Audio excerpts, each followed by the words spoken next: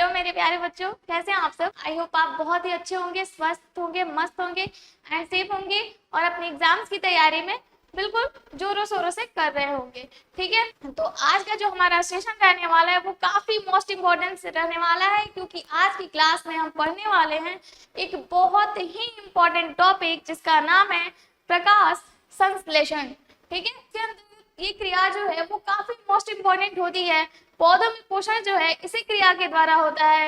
हर साल ये topic board exam में पूछे जाते हैं। ठीक है, ये क्वेश्चन जो है हर साल, ये टॉपिक हर साल बिहार बोर्ड में पूछे जाते हैं। लॉन्ग क्वेश्चन है ये कि प्रकाश संश्लेषण की क्रिया किस तरह से होती है।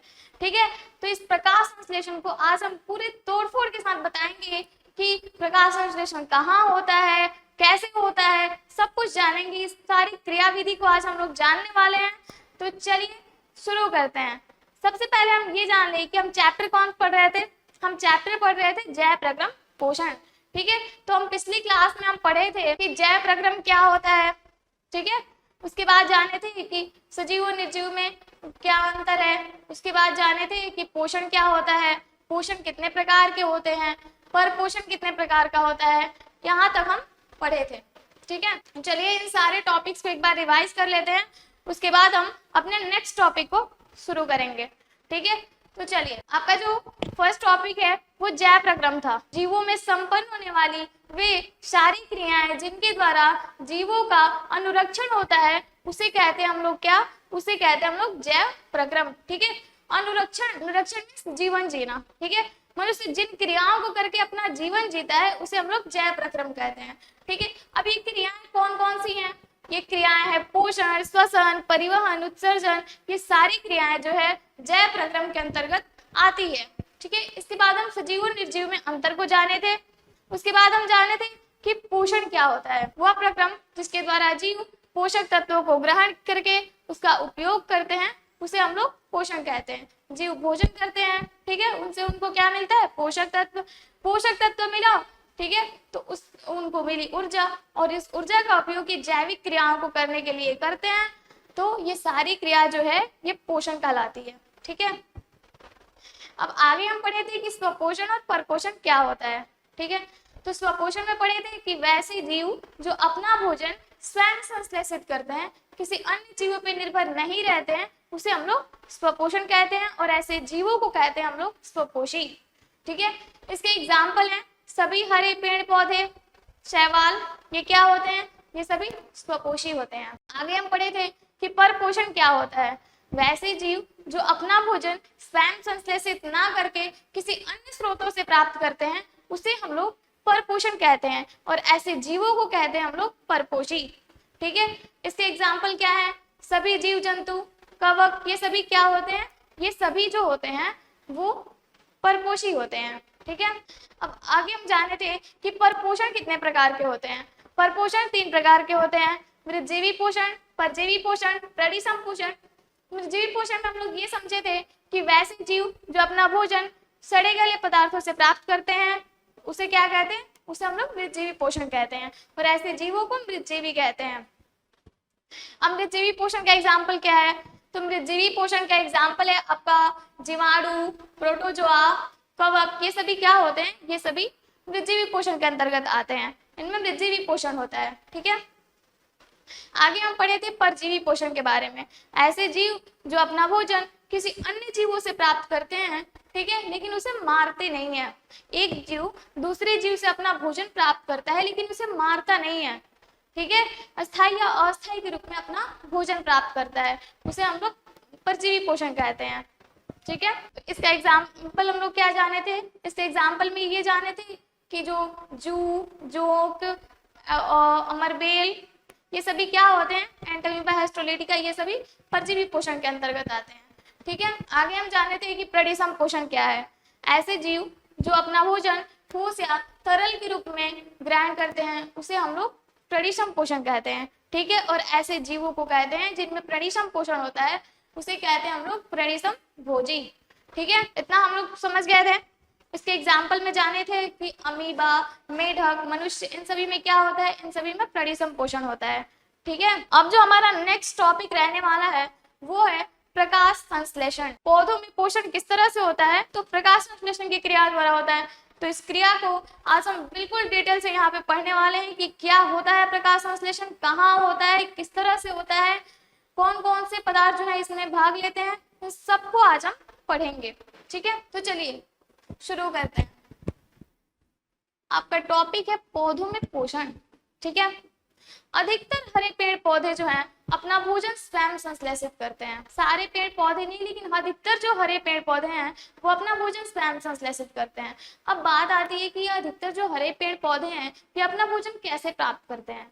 ठीक है, किस क्रिया द्वारा करते हैं, तो ये प्रकाश संश्लेषण की क्रिया द्वारा अपना भोजन बनाते हैं, इसलिए इन्हें स्वपोषी कहते हैं। ठीक है, इनमें पोषण की कौन सी विधि पाई जाती है, इनमें पोषण की स्वपोषण विधि पाई जाती है।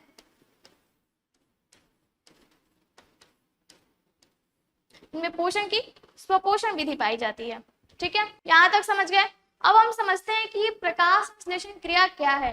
ठीक है, प्रकाश संश्लेषण वह प्रक्रम है जिसके द्वारा सभी हरे पौधे सूर्य के प्रकाश की उपस्थिति में अपना भोजन बनाते हैं, उसे हम लोग प्रकाश संश्लेषण कहते हैं। ठीक है, अब हम समझते हैं कि सूर्य के प्रकाश की उपस्थिति में अपना भोजन बना रहे हैं। ठीक है, तो कैसे बना रहे हैं उसको समझते हैं। यहाँ पे परिभाषा पे आते हैं प्रकाश संश्लेषण के। इसका परिभाषा है एक लाइन में,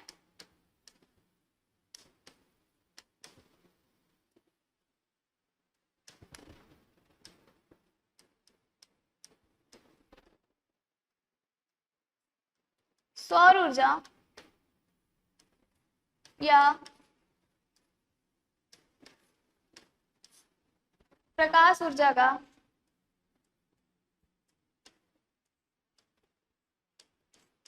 रासायनिक ऊर्जा में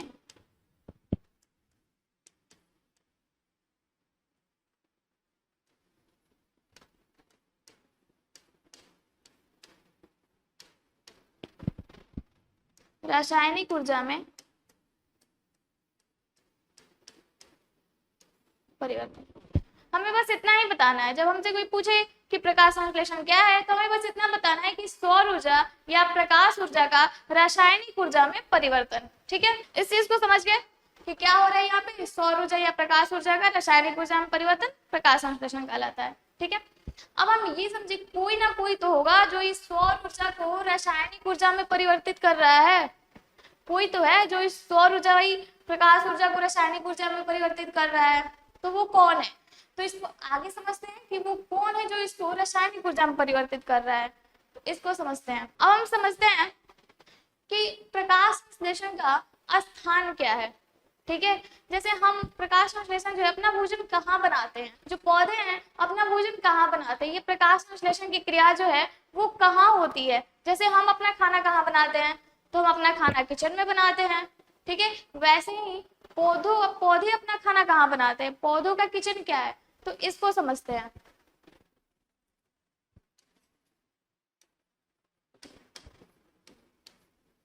हमारा हेडिंग है प्रकाश संश्लेषण का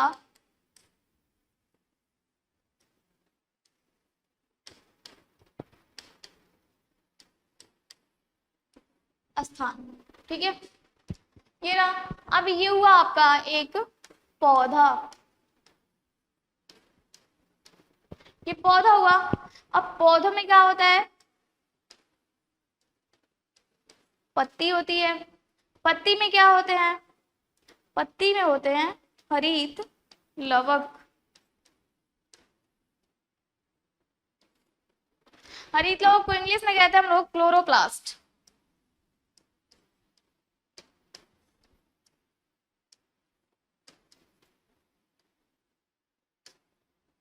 ठीक है, अब इस हरित लवक में क्या होता है, क्लोरोफिल।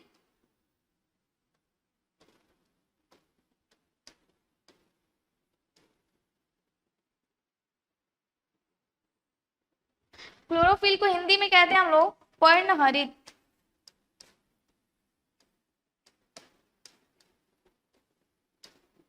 ठीक है, ये पौधा होता है, पौधों में पत्ती होती है, पत्ती में हरित लवक होते हैं और हरित लवक में क्लोरोफिल होता है। ठीक है, अब देखते हैं।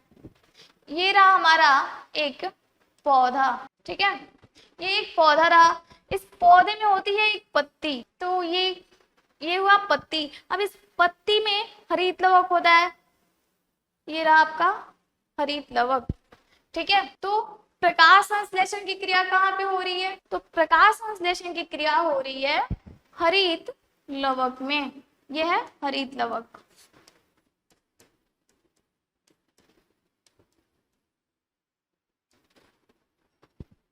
ठीक है, अब बात आती है कि ये हरित लवक में ही क्यों हो रहा है और कहीं क्यों नहीं हो रहा है? क्योंकि हरित लवक में पाए जाते हैं, हरित लवक में पाए जाते हैं हरे रंग के, क्योंकि हरित लवक में क्या पाए जाते हैं? हरे रंग के वर्णक, जिन्हें क्या कहते हैं? जिन्हें पर्णहरित कहते हैं।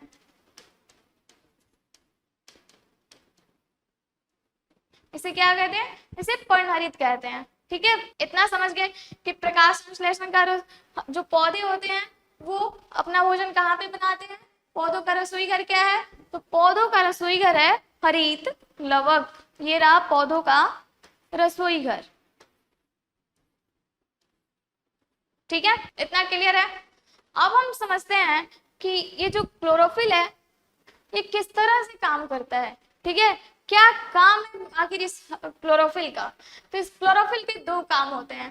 फर्स्ट काम ये होता है कि जो क्लोरोफिल है ये पौधों को हरा रंग प्रदान करता है, और सेकंड होता है ये कि ये सौर ऊर्जा या प्रकाश ऊर्जा को रासायनिक ऊर्जा में परिवर्तित करता है। तो इसको हम लोग आगे समझते हैं कि आखिर ये क्या कैसे होता है और क्या काम करता है। मैं आपको हरित लवक का स्ट्रक्चर दिखा रही हूँ। देखिए ये होता है हरित लवक, ठीक है, ये हरित लवक है जिसमें ये जो ये वर्णक होते हैं इसमें ये क्लोरोफिल होते हैं, ठीक है, ये ऐसा ही संरचना होता है हरित लवक का, ठीक है। अब हम समझते हैं कि आखिर हम खाना बनाते हैं तो हमें खाना बनाने के लिए कुछ ना कुछ पदार्थ की जरूरत होती है। जैसे मान लीजिए हम बना रहे हैं आलू की सब्जी, ठीक है, आलू की सब्जी बना रहे हैं तो उसमें हमें कुछ ना कुछ मटेरियल की जरूरत होती होगी। क्या क्या डालते हैं उसमें? हमें चाहिए होता है नमक, चाहिए होता है हल्दी, चाहिए होता है, और क्या चाहिए, और जो जिस सब्जी को बना रहे हैं वो चाहिए होता है, और भी कुछ मसाले हम लोग डाल सकते हैं।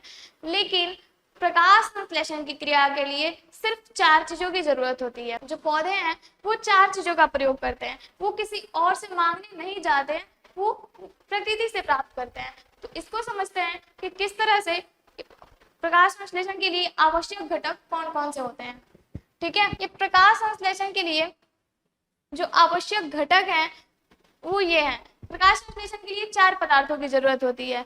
फर्स्ट होता है पर्णहरित या क्लोरोफिल, सेकंड होता है कार्बन डाइऑक्साइड, थर्ड होता है जल, और फोर होता है सूर्य का प्रकाश, ठीक है। अब इसको समझते हैं कि ये किस तरह से काम करते हैं और ये कहाँ कहाँ से प्राप्त किए जाते हैं। फर्स्ट क्या हो गया?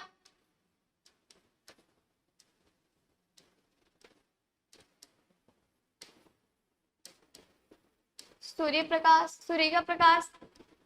सेकंड होता है क्लोरोफिल,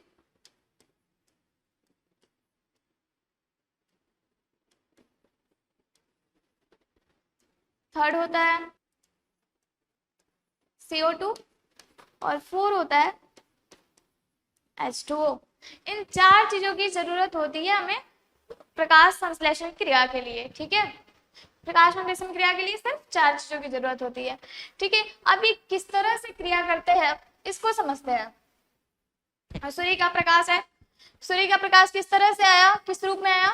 सौर ऊर्जा के रूप में आता है। सौर ऊर्जा के रूप में आया। अब इस सौर ऊर्जा को रासायनिक ऊर्जा में परिवर्तित कौन कर रहा है? तो वो क्लोरोफिल कर रहा है, ठीक है। अब इसको समझते हैं कि किस तरह से क्या कर रहा है क्लोरोफिल। ये रहा आपका सूर्य, ठीक है,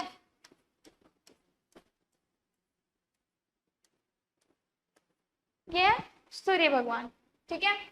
इनसे क्या आ रही है? इनसे सूर्य का प्रकाश किस रूप में आ रहा है? सौर ऊर्जा के रूप में आ रहा है।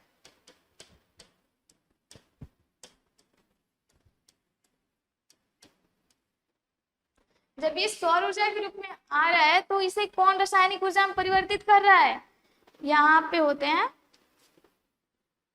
ये पत्ती है, ये होता है क्लोरोप्लास्ट, इसमें क्या होते हैं? क्लोरोफिल नाम के वर्णक पाए जाते हैं। ठीक है, ये क्लोरोफिल पाए जाते हैं। अब जैसे ही सूर्य का प्रकाश आ रहा है, जैसे ही सूर्य से सौर ऊर्जा के रूप में सौर ऊर्जा आई, इसको रासायनिक ऊर्जा में एक क्लोरोफिल भी पड़ता है। जैसे ही ये क्लोरोफिल में एकदम से एनर्जी आ जाती है। ठीक है, ये क्या करता है, इस सौर ऊर्जा को रासायनिक ऊर्जा में परिवर्तित कर देता है। ठीक है, किस रूप में आई, सौर ऊर्जा के रूप में। अब इस सौर ऊर्जा को रासायनिक ऊर्जा में कौन परिवर्तित कर दिया, क्लोरोफिल। ठीक है, चलिए दो काम होते हैं। फर्स्ट काम इनका क्या होता है, फर्स्ट काम इनका होता है कि पौधों को हरा रंग देना।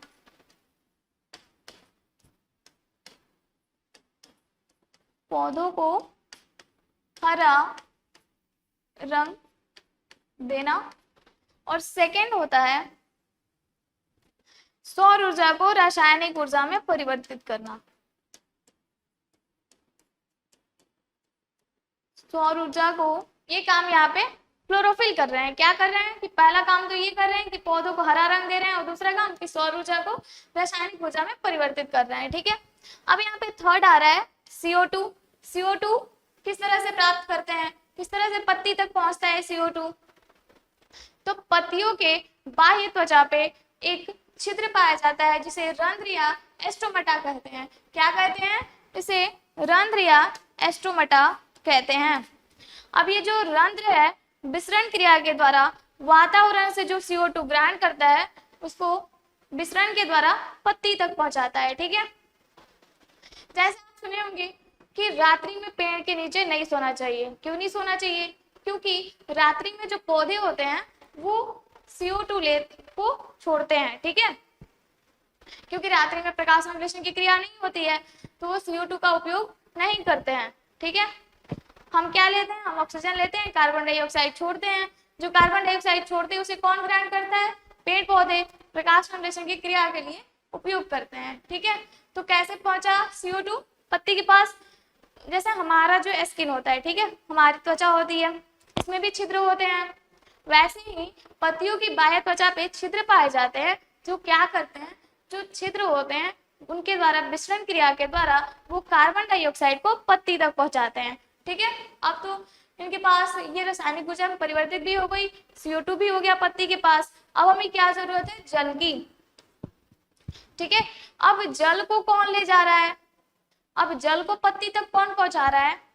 ठीक है, तो जल जो है जड़ से अवशोषित करता है जल को। ठीक है, और जाइलम ऊतक के द्वारा ये पत्तियों तक पहुंचता है जल। ठीक है, अब हम समझते हैं कि क्रिया विधि, ये तो होगी, चार चीजें मिल गई पत्ती को। अब ये किस तरह से क्रिया करेगा जिससे कि ये अपना भोजन बनाएगा। अब क्रिया विधि पे आते हैं। ये आपके पर्णरित या क्लोरोफिल, इन सबको हो गया ये सब, इसको समझ गए कि पौधे अपना अधिकतर भाग जल से प्राप्त करते हैं। जल हो गया, जाइलम ऊतकों के द्वारा विभिन्न भागों में पहुंचता है। ठीक है, और इसका उपयोग प्रकाश संश्लेषण की क्रिया के लिए करता है। ठीक है, इसको समझ गया। क्रिया विधि पे जो प्रकाश संश्लेषण की क्रिया है वो किस तरह से हो रही है, तो देखिए प्रकाश संश्लेषण की जो क्रिया है क्या होती है, जैसे सूर्य का प्रकाश आया, ठीक है, क्लोरोफिल क्या किया, उसको क्लोरोफिल पे सूर्य का प्रकाश पड़ा, क्लोरोफिल में एकदम से एनर्जी आ जाती है। ठीक है, और जब एनर्जी आती है तो सौर ऊर्जा को क्या कर रहा है, सौर ऊर्जा को रासायनिक ऊर्जा में परिवर्तित कर रहा है। ठीक है, जब रासायनिक ऊर्जा में परिवर्तित हो गया तो क्या होता है, और जो CO2 का काम क्या होता है, वहां पे CO2 ग्लूकोज को बनाने में मदद करते हैं। ठीक है, भोजन के उत्पाद बनाने में मदद करते हैं। अब H2O का क्या हो रहा है, H2O हो रहा है हाइड्रोजन और ऑक्सीजन में विघटित हो रहा है, जल का अपघटन होता है, और अपघटन के फलस्वरूप क्या निकलता है, हाइड्रोजन निकलता है प्लस O2 निकलता है, ऑक्सीजन निकलता है। तो यहाँ पे किसका यूज होता है, कार्बन डाइऑक्साइड का होता है, तो O2 बाहर निकल जाते हैं। ठीक है, और जो हाइड्रोजन है ये कार्बन डाइऑक्साइड के साथ मिलके ग्लूकोज बनाता है। ठीक है, देखिए जल दो भागों में अर्थात हाइड्रोजन और ऑक्सीजन में विभक्त हो जाता है। इनमें जो ऑक्सीजन होता है एस्टोमटा द्वारा, यानी कि पत्तियों के बाह्य त्वचा पे जो रंध्र पाए जाते हैं उनके द्वारा ये बाहर निकल जाता है, और हाइड्रोजन जो है वो कार्बन डाइऑक्साइड के साथ मिलके क्या बनाता है, ग्लूकोज बना रहा है यहाँ पे, ठीक है। अब प्रकाश संश्लेषण की क्रिया को हम एक इक्वेशन के द्वारा समझते हैं, ठीक है। ये आपका इक्वेशन है 6CO2 प्लस 12H2O, जिनमें ये होता है सूर्य का प्रकाश, क्लोरोफिल। हमें किन चीज, ये 4 चीजों की जरूरत पड़ रही है हमें प्रकाश संश्लेषण की क्रिया करने में, ठीक है। इसके फलस्वरूप क्या बनता है, ये बनता है ग्लूकोज C6H12O6, ठीक है। उसके बाद ये CO2 क्या होता है, ये स्टोमाटा के द्वारा यानी कि रंध्र के द्वारा बाहर निकल जाता है, और उसके बाद आता है H2O का उपयोग क्या है, तो H2O बाहर निकलता है, ठीक है, और उस बात पर सर्जित हो जाता है। यही तक थी आपकी प्रकाश संश्लेषण की क्रियाविधि, ठीक है। तो हम प्रकाश संश्लेषण की क्रियाविधि को अच्छे तरीके से समझ गए। अब यहाँ पे देखिए कैसे हो रहा है क्रिया, ये रहा जड़, ये जल को ग्रहण कर रहा है, जाइलम ऊतक के द्वारा पहुंचा रहा है, ऑक्सीजन यहाँ से बाहर निकल रहा है, ठीक है। फलस्वरूप क्या बन रहा है, ये ग्लूकोज बन रहा है, यहाँ से कार्बन डाइऑक्साइड आ रहा है, ठीक है। इस फिगर को आप नोट कर लीजिएगा, ये फिगर काफी इंपॉर्टेंट होता है, ठीक है। आई होप कि आपको ये प्रकाश संश्लेषण बहुत ही अच्छे से समझ में आया होगा। हम आगे पढ़ने वाले हैं यहाँ पे कि जंतुओं में पोषण किस तरह से होता है, ठीक है। अब हम आगे जंतुओं में पोषण को अच्छे से समझेंगे। तो चलिए आज इतना ही, कल की क्लास में मिलते हैं, हम लोग आगे पढ़ेंगे जंतुओं में पोषण किस तरह से होता है।